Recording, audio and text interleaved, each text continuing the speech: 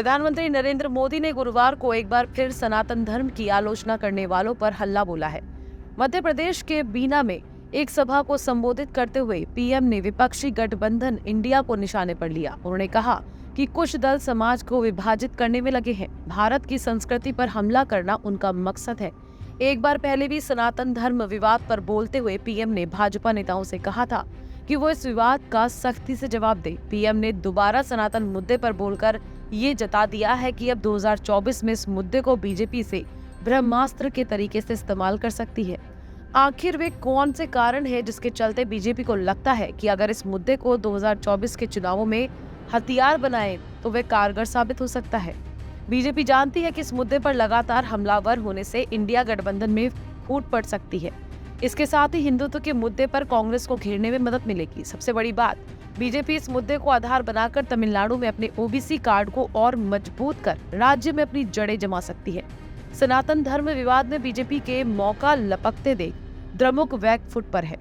बुधवार को द्रमुक के सर्वे सर्वा और तमिलनाडु के सीएम एमके स्टालिन ने पार्टी कार्यकर्ताओं से कहा कि सनातन धर्म पर अब बयानबाजी खत्म करें, क्योंकि इसका फायदा बीजेपी उठा रही है।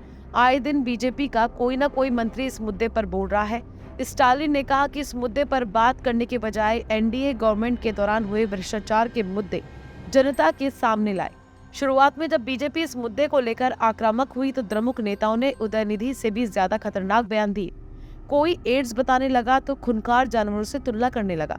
आपको बता दें, विवाद की जड़ तमिलनाडु के चीफ मिनिस्टर के बेटे और सरकार में मंत्री उदयनिधि का एक बयान था, जिसमें उन्होंने कहा था कि सनातन का सिर्फ विरोध नहीं किया जाना चाहिए बल्कि इसे समाप्त कर देना चाहिए।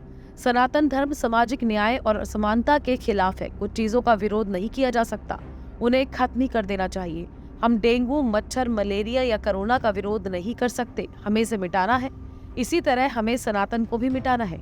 अचानक डीएमके का बैकफुट पर आना यही संकेत नहीं देता है कि पार्टी को लगता है कि उसकी गलती हो गई है। पिछले एक हफ्ते से सनातन मुद्दे पर खुद को मॉडरेट दिखा रहे तमिलनाडु के सीएम स्टालिन शुरू में तो बड़े बेटे के बचाव में इस तरह से आए जैसे लगा कि उदयनिधि को सनातन विरोधी साबित कर वो तमिल राजनीति में अपने बेटे को स्थापित कर देंगे। उन्होंने आरएसएस प्रमुख मोहन भागवत का बयान बताकर ये साबित करने की कोशिश की थी कि सनातन धर्म सनातन काल से शोषण पर आधारित रहा है। उसके बाद डीएमके के कई नेताओं के भी इस तरह के बयान आए, जिससे ऐसा लगा कि वास्तव में ये एक रणनीति के तहत हो रहा है। पर जिस तरह पिछले दिनों स्टालिन हिंदू मंदिर मंदिर खेल रहे हैं, वो बताता है कि स्टालिन को अब लग रहा है कि उनसे गलती हो गई है और वो डैमेज कंट्रोल करने की कोशिश में लगे हैं।